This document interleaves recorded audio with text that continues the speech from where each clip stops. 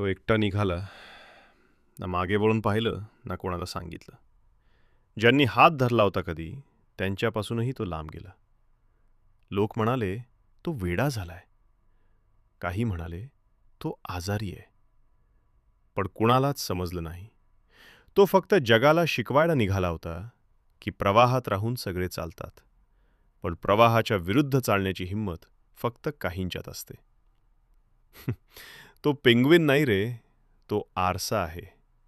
आपल्यासारख्या प्रत्येकासाठी, जो आतून रोज तुटतो पण बाहेरून आम फाईन म्हणतो.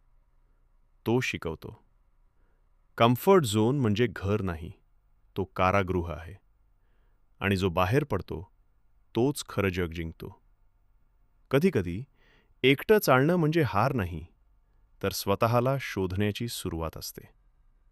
आणि हो, सगळे सोबत असताना लढणं सोपं असतं, पण जेव्हा कुणीच नसतं ना, तेव्हाच मी आहे म्हणत उभं राहणं, यालाच खरा संग्राम म्हणतात.